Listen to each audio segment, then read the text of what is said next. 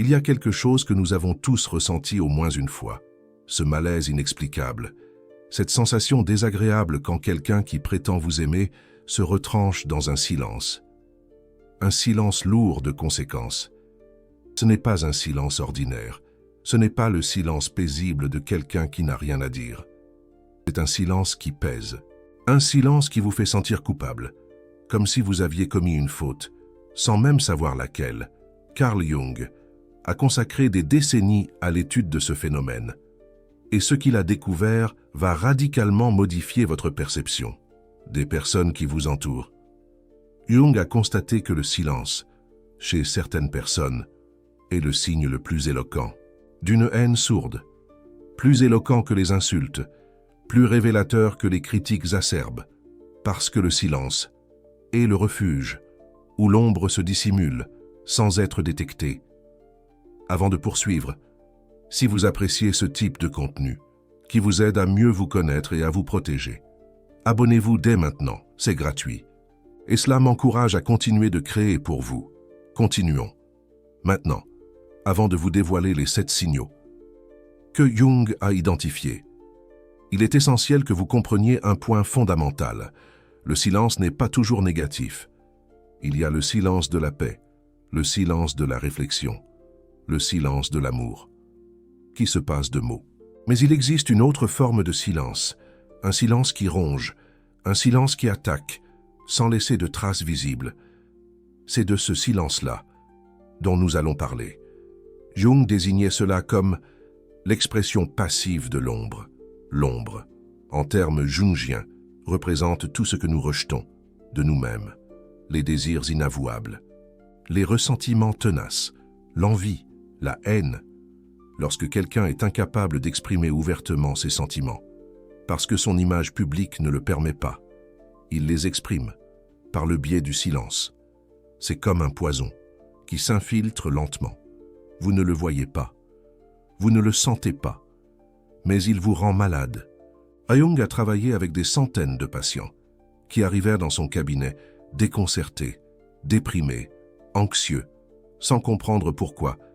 Et dans de nombreux cas, la racine du problème n'était pas quelque chose qu'on leur avait dit. C'était quelque chose qu'on ne leur avait pas dit. Des silences qui les avaient marqués, sans laisser de cicatrices apparentes. Un patient a raconté à Jung l'histoire de sa mère, une femme qui ne l'a jamais critiqué ouvertement, jamais crié dessus, jamais prononcé de paroles blessantes. Mais elle ne célébrait pas non plus ses réussites. Lorsque l'enfant rapportait de bonnes notes, elle se contentait d'acquiescer et changeait de sujet. Lorsqu'il accomplissait quelque chose d'important, elle trouvait le moyen de parler d'autre chose. Ce silence face à ses succès l'avait convaincu que rien de ce qu'il ferait ne serait jamais suffisant. 30 ans plus tard, il était toujours en quête d'une validation qui n'est jamais venue. Premier signal, le silence sélectif face à vos réussites. Imaginez ceci, vous annoncez une bonne nouvelle, une promotion, un projet qui a abouti, quelque chose qui vous remplit de joie, et la personne qui est censée vous aimer reste silencieuse, ne vous félicite pas, ne montre aucun enthousiasme. Elle change simplement de sujet ou fait un commentaire évasif. Ce n'est pas un hasard. Jung expliquait que la jalousie refoulée, celle qui émane de l'ombre, paralyse la capacité de se réjouir pour autrui. La personne est littéralement incapable de célébrer votre succès, car cela reviendrait à reconnaître que vous possédez quelque chose qu'elle désire et n'a pas. Le silence face à votre succès est de la haine déguisée en indifférence. Mais attendez, car ce signal comporte un piège. Parfois, il tente de le masquer par des félicitations, froides ou tardives, comme si on leur avait rappelé qu'ils devaient le faire. Prêtez attention à l'énergie derrière les mots. Si vous sentez que les félicitations sont forcées, votre intuition vous dit quelque chose d'important. La différence entre des félicitations sincères et des félicitations forcées réside dans les détails. Les félicitations sincères s'accompagnent de questions, de curiosité, de l'envie d'en savoir plus. Les félicitations forcées sont sèches et l'attention se détourne rapidement vers un autre sujet. Observez cela, et vous commencerez à voir ce qui était invisible auparavant. Jung a remarqué que les patients qui souffraient le plus de ce type de silence étaient ceux qui continuaient d'espérer que l'autre personne change. Ils continuaient à rechercher cette célébration qui n'arrivait jamais. Et à chaque fois qu'elle n'arrivait pas, la blessure s'ouvrait un peu plus. La question que vous devez vous poser est la suivante. Combien de fois avez-vous partagé quelque chose d'important avec cette personne? Et combien de fois sa réponse vous a-t-elle laissé un vide au lieu de vous combler?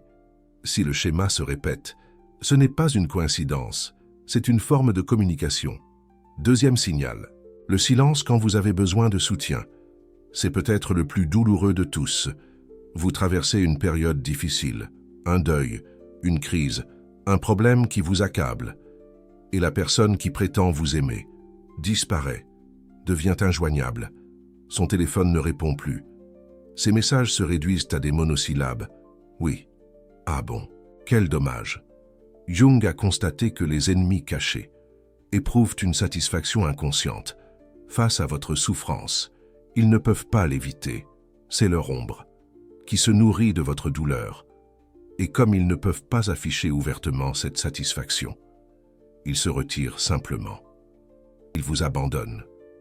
Au moment où vous avez le plus besoin d'eux. Ce n'est pas une coïncidence, c'est un schéma. Pensez aux dernières fois où vous avez eu besoin d'un soutien sincère. Qui était là? Et qui a disparu? Avec des excuses toutes faites. Les réponses à ces questions peuvent vous révéler des vérités que vous préféreriez peut-être ne pas voir, mais que vous devez voir. J'ai connu des cas où des personnes ont traversé des maladies graves, des divorces douloureux, des pertes financières, et ont découvert que leurs prétendus amis les plus proches s'étaient évanouis, exactement au moment où ils avaient le plus besoin d'eux. Puis, lorsque la crise est passée, ces mêmes amis sont réapparus, comme si de rien n'était, comme si leur absence était normale. Elle ne l'est pas, elle ne l'est jamais. Jung a écrit sur ce qu'il appelait l'épreuve de la souffrance. Il disait que les crises révèlent la véritable nature des relations. Quand tout va bien, il est facile de paraître un bon ami, mais quand les choses se compliquent, le masque tombe. Le silence dans vos moments de besoin est le masque qui tombe. Un patient de Jung lui a raconté que pendant des années, il avait cru avoir beaucoup d'amis, jusqu'à ce qu'on lui diagnostique une maladie grave. Soudain, son téléphone a cessé de sonner, les messages se sont raréfiés, les visites, inexistantes. Lorsqu'il s'est rétabli, ces mêmes personnes sont apparues avec des sourires et des excuses. Mais il avait déjà vu la vérité. Sa crise avait été le filtre qui avait séparé les vrais des faux. Troisième signal, le silence qui punit sans raison apparente. Soudain, sans raison claire, la personne cesse de vous parler. Comme avant, les conversations deviennent courtes, les réponses sèches. Et quand vous demandez ce qui se passe, la réponse est toujours la même. Rien, tout va bien. Mais tout ne va pas bien. Et vous le savez. Jung appelait cela le traitement silencieux ou la bouderie punitive. C'est une forme d'agression passive qui vise à vous contrôler et à vous punir sans laisser de preuves. La personne ne peut pas vous dire qu'elle vous déteste, car elle devrait alors affronter sa propre ombre. Alors elle utilise le silence comme une arme. Le message caché est clair. Tu as fait quelque chose qui m'a déplu. Et maintenant, je vais te faire sentir mal, sans te donner la possibilité de te défendre. C'est une forme de torture psychologique qui vous laisse désemparé, anxieux, à vous demander ce que vous avez mal fait. Et c'est exactement ce que cette personne recherche. Elle veut que vous doutiez de vous-même. Elle veut que vous vous sentiez insécure. Elle veut avoir du pouvoir sur vous, sans avoir à l'exercer ouvertement. C'est l'un des silences les plus toxiques, parce qu'il vous maintient dans un état d'alerte constant. Vous ne savez jamais quand la prochaine punition arrivera. Vous ne savez jamais ce que vous avez mal fait, et cela vous use. Cela consume votre énergie. Cela vous vole votre paix. Jung a observé que les personnes qui utilisent la bouderie punitive ont souvent une histoire où elles n'ont pas appris à communiquer leurs émotions de manière saine. Elles ont probablement grandi dans des environnements où le silence était la façon de gérer les conflits. Mais cela n'excuse pas les dommages qu'elles causent. Expliquer un comportement n'est pas la même chose que le justifier. 4e signe. Le silence qui invalide votre réalité. Vous exprimez quelque chose, un sentiment, une préoccupation, une perception. Et la réponse est le silence. Pas de validation, pas de reconnaissance. C'est comme si vous n'aviez pas parlé. Ou pire encore, après le silence, vient une réponse qui ignore complètement ce que vous avez dit. Comme si vos mots n'avaient aucune importance, comme si vous n'aviez aucune importance. Jung a mis en garde contre ce type de silence, parce qu'il attaque directement votre sentiment du moi, votre identité. Si vos perceptions sont constamment ignorées, vous commencez à douter de vous-même. Peut-être que j'exagère, peut-être que je ne devrais pas ressentir cela. Peut-être que je suis folle. Vous n'êtes pas fou, votre perception est valide. Le silence qui l'invalide est le signe de quelqu'un qui veut vous contrôler. Ce silence est particulièrement dangereux parce qu'il est invisible. Il n'y a pas de cri, il n'y a pas de dispute, juste une érosion lente et constante de votre confiance en vous-même. Jung l'a comparé à l'eau, qui goutte à goutte peut percer la pierre. Ça ne semble pas dangereux, mais avec le temps, ça détruit. Jung a suivi une femme qui avait passé 20 ans dans une relation où chaque fois qu'elle exprimait une préoccupation, son partenaire répondait par le silence. Quand elle insistait, il lui disait qu'elle exagérait. Après 2 décennies, elle avait complètement perdu la capacité de faire confiance à ses propres perceptions. Il lui a fallu des années de thérapie pour récupérer ce centre interne que le silence avait érodé. 5e signe. Le silence rempli de mots. Cela semble contradictoire. Mais écoutez bien. Il y a des gens qui parlent beaucoup, mais ne disent rien. Ont des conversations longues, qui évitent de tout sujet profond, des réponses élaborées, qui esquivent vos questions réelles, des mots qui remplissent l'espace, mais laissent un vide énorme. Jung a identifié cela comme le silence verbal. La personne utilise les mots pour créer de la distance, pas pour connecter. Elle parle pour éviter que vous ne parliez de ce qui compte vraiment. C'est un silence déguisé en communication. Faites attention à ce que vous ressentez après une conversation. Si vous sentez que vous n'avez pas avancé, que vous n'avez pas connecté, que c'était un échange vide, c'est le silence verbal en action. Ces personnes sont des maîtres de la diversion. Chaque fois que vous essayez d'approfondir, elles trouvent une façon élégante de changer de sujet. Chaque fois que vous posez une question directe, elles donnent une réponse indirecte. Et à la fin de la conversation, vous vous rendez compte que vous ne savez rien de plus que ce que vous saviez avant. Ce n'est pas de la communication, c'est de l'évasion systématique. Jung notait que le silence verbal était fréquent chez les personnes, avec une intelligence sociale élevée. Elles savaient comment paraître communicatives, sans rien révéler de véritable. Elles pouvaient maintenir des conversations pendant des heures, sans que l'autre personne sache vraiment qui elles étaient. C'était une forme sophistiquée de dissimulation. Mais voici quelque chose que peu de gens vont vous dire, et que Jung considérait comme crucial. Le silence le plus dangereux n'est pas celui qui vient de l'extérieur. C'est le silence avec lequel vous vous traitez vous-même. Si vous êtes arrivé jusqu'ici et que vous pensez « Non, cette personne m'aime, elle est juste comme ça », vous devez vous poser une question. Pourquoi êtes-vous en train de silencer votre propre intuition? Pourquoi êtes-vous en train d'invalider vos propres perceptions? Jung enseignait que la première étape pour vous protéger des ennemis cachés est d'arrêter d'être votre propre ennemi caché, d'arrêter de silencer ce que vous savez être vrai. Abonné actuel, 500. Objectif, 1000. Si ce contenu vous ouvre les yeux, abonnez-vous maintenant. Votre soutien permet à ces vérités d'atteindre plus de personnes qui en ont besoin. 6e signe. Le silence qui précède l'attaque. C'est subtil, mais dévastateur. Avant que quelqu'un ne vous attaque, que ce soit avec des critiques, des rumeurs ou du sabotage, Il y a une période de silence, une distanciation calculée. La personne s'éloigne émotionnellement pour pouvoir attaquer sans se sentir coupable. Jung a documenté ce schéma dans ce qu'il appelait la préparation inconsciente de l'agression. La personne a besoin de vous déshumaniser dans son esprit avant de vous blesser. Et le silence fait partie de ce processus. Si quelqu'un qui était proche de vous devient soudainement distant sans raison apparente, préparez-vous. Quelque chose pourrait arriver. Cela ne signifie pas que vous devez vivre paranoïaque. Cela signifie que vous devez être attentif. Observez les schémas. Faites confiance à votre intuition. Jung travaillait avec un cadre supérieur qui ne comprenait pas pourquoi son associé était devenu distant. Ils travaillaient ensemble depuis 15 ans. Soudainement, sans raison apparente, les appels se sont raréfiés, les réunions, brèves et formelles. Le cadre l'a attribué au stress professionnel.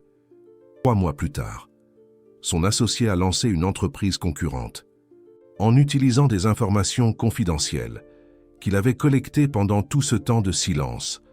Le distanciation n'était pas une coïncidence, c'était une préparation. J'ai vu ce schéma se répéter des dizaines de fois. Des amis qui s'éloignent silencieusement avant de trahir, des couples qui deviennent froids avant de révéler des infidélités, des collègues qui cessent de communiquer avant de saboter des projets.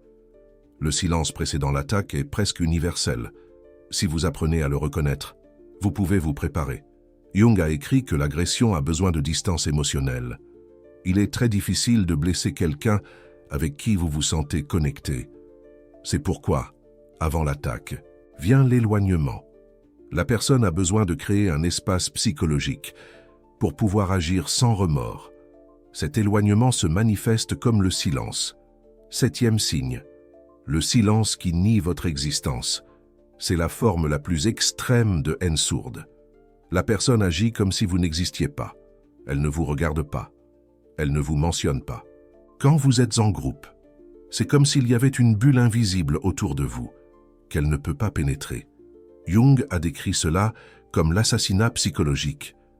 La personne vous élimine de sa réalité, parce qu'elle ne peut pas éliminer la haine qu'elle ressent envers vous. C'est l'expression ultime de l'ombre non intégrée. Si quelqu'un vous fait ça, vous devez comprendre quelque chose. Ce n'est pas vous, c'est l'ombre de cette personne qui se projette. Votre existence lui rappelle quelque chose qu'elle ne peut pas affronter en elle-même. Ce type de silence blesse profondément, parce qu'il attaque votre sentiment basique d'existence. Être ignoré complètement est, à bien des égards, pire que d'être attaqué ouvertement. Au moins, lors d'une attaque ouverte, tu es reconnu comme réel. Mais dans le silence total, c'est comme si tu n'existais pas. Carl Jung a suivi de nombreux patients qui avaient vécu ce genre de silence au sein de leur famille. Des parents qui agissaient comme si certains de leurs enfants n'existaient pas. Des frères et sœurs qui s'ignoraient pendant des décennies. Les dégâts psychologiques étaient profonds, parce que cela niait quelque chose de fondamental, le droit d'exister, d'être vu, d'être reconnu. Maintenant, il y a quelque chose d'important que tu dois savoir avant que je te donne les techniques de protection que Jung enseignait. Le simple fait que tu puisses identifier ces signaux ne signifie pas que tu doives confronter la personne. En fait, Jung mettait en garde contre cela dans la plupart des cas. Pourquoi? Parce que confronter quelqu'un au sujet de son ombre active généralement des défenses plus fortes. La personne va nier. Elle va minimiser. Elle va projeter. Et tu vas finir par te sentir encore plus mal. La protection ne vient pas du fait de changer l'autre. Elle vient du fait de changer ta relation avec la situation. Première technique de protection, l'observation détachée. Jung enseignait à ses patients à observer sans absorber. Cela signifie que tu peux voir le silence de l'autre. Tu peux reconnaître ce que cela signifie. Mais tu n'es pas obligé de te laisser affecter émotionnellement. Imagine que tu es un scientifique observant un phénomène. Intéressant, cette personne utilise le silence comme une arme. Au lieu de penser « Comment oses-tu me traiter ainsi ?» La première posture te donne du pouvoir. La seconde te l'enlève. L'observation détachée ne signifie pas que tu ne ressens rien. Cela signifie que tu ne réagis pas à partir de la blessure. Tu observes, tu analyses. Et ensuite, tu décides consciemment comment répondre, au lieu de réagir automatiquement. Cette technique demande de la pratique. Au début, tes émotions vont vouloir prendre le contrôle. Tu vas vouloir confronter, te plaindre, exiger des explications. Mais avec le temps, tu peux développer la capacité de simplement t'observer. Et cette capacité est la liberté. Deuxième technique de protection, la recalibration des attentes. L'une des raisons pour lesquelles le silence fait si mal, c'est parce qu'on attend quelque chose de différent. On espère que ceux qui disent nous aimer agiront comme s'ils nous aimaient. Jung enseignait que la désillusion, le fait d'enlever l'illusion, est une étape nécessaire pour la liberté psychologique. Quand tu ajustes tes attentes à la réalité de l'autre personne, son silence cesse de te surprendre. Et ce qui ne te surprend pas ne te blesse pas autant. Cela ne signifie pas que tu dois devenir cynique. Cela signifie que tu vois les gens pour ce qu'ils sont, pas pour ce que tu voudrais qu'ils soient. Il y a une différence importante entre être réaliste et être amer. Le réaliste dit « Cette personne a démontré avec son silence qui elle est, et je vais la traiter en conséquence. » L'amer dit « Tous les gens sont comme ça.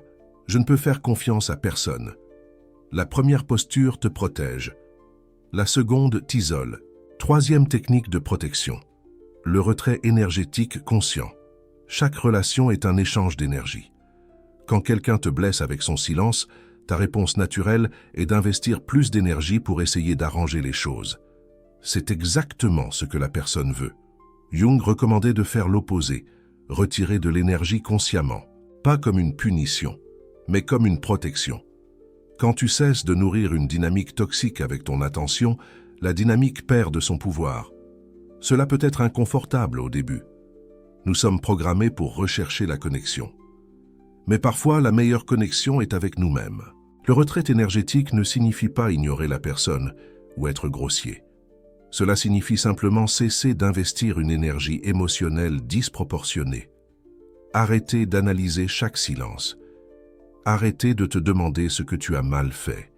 Arrêter d'essayer d'arranger quelque chose que tu ne peux pas arranger. Quatrième technique de protection. Le renforcement du soi interne. Jung croyait que la meilleure défense contre toute attaque psychologique est un soi solide. Quand tu sais qui tu es, quand ta valeur ne dépend pas de la validation externe, le silence des autres perd son pouvoir sur toi. Cela se construit avec un travail interne, connaître tes valeurs, reconnaître tes réussites, accepter tes ombres. Quand tu fais ce travail, tu deviens pratiquement immune à la manipulation silencieuse. Le soi fort ne signifie pas arrogance. Cela signifie certitude tranquille. Cela signifie savoir qui tu es, même quand les autres essaient de te faire douter. Cela signifie avoir un centre interne qui ne dépend pas de circonstances externes. Jung disait que le soi solide se construit à travers ce qu'il appelait l'individuation. C'est le processus de te connaître toi-même complètement, tes lumières et tes ombres, tes forces et tes faiblesses. Quand tu fais ce travail, personne ne peut utiliser contre toi ce que tu connais déjà de toi-même. Un exercice que Jung recommandait était de faire une liste des critiques qui te blessent le plus, puis de te demander pourquoi elles te blessent autant. Généralement, les critiques qui nous blessent le plus sont celles qui touchent quelque chose que nous craignons être vrai à notre sujet. En explorant cette crainte, nous l'intégrons. Et en l'intégrant, nous perdons la peur. Et quand nous perdons la peur, nous perdons la vulnérabilité face à l'attaque. Cinquième technique de protection, le réseau de réalité. Jung recommandait de maintenir des connexions avec des personnes qui te reflètent ta réalité de manière saine. Des personnes qui célèbrent tes réussites, qui te soutiennent dans tes crises, qui te disent la vérité avec amour. Quand tu as ce réseau, le silence d'une personne toxique devient moins significatif.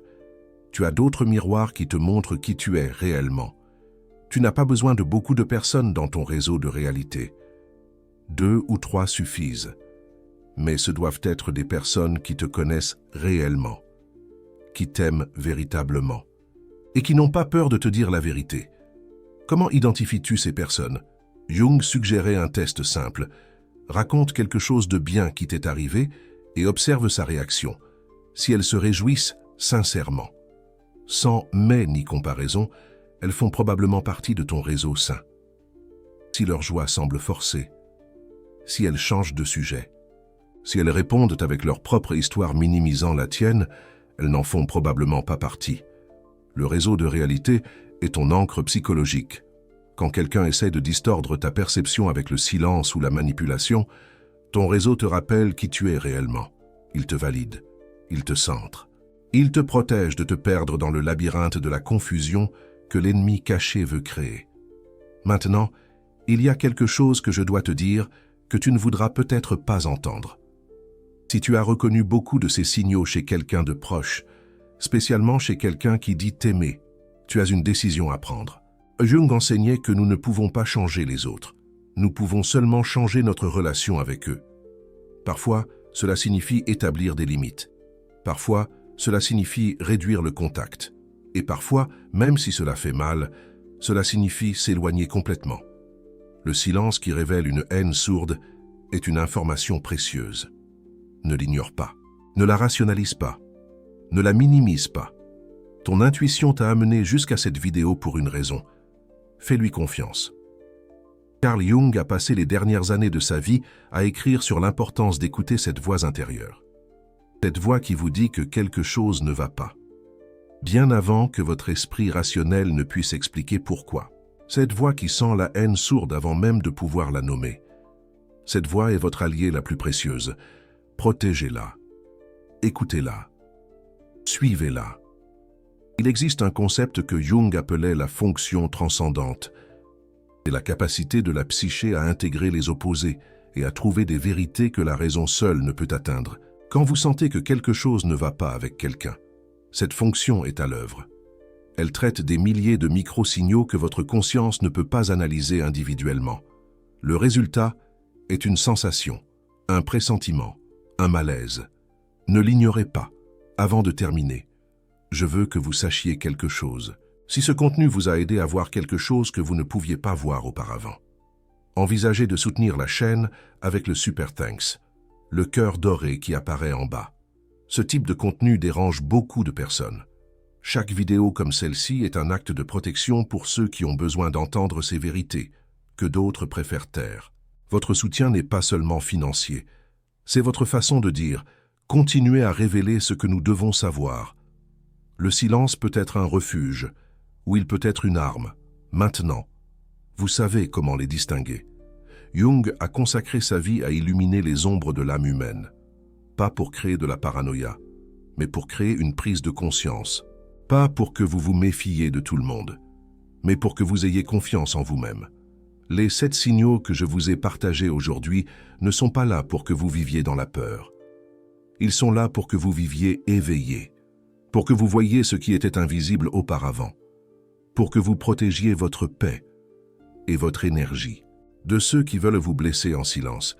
Rappelez-vous, le silence de quelqu'un qui vous hait n'est pas votre responsabilité, mais vous protégez de ce silence. Ça l'est. Si vous êtes arrivé jusqu'ici, commentez le mot « silence ». Je veux savoir combien d'entre vous voient enfin ce qu'ils ignoraient auparavant. Et si cette vidéo vous a ouvert les yeux sur quelqu'un en particulier, vous n'avez pas besoin de nommer qui que ce soit. Commentez simplement l'emoji de l'œil. Nous allons voir combien était aveugle face à un silence qui criait la haine sourde. On se retrouve dans la prochaine vidéo. Protégez votre paix. Faites confiance à votre intuition. Et rappelez-vous, de voir la vérité, même si elle fait mal, est toujours mieux que de vivre dans l'illusion.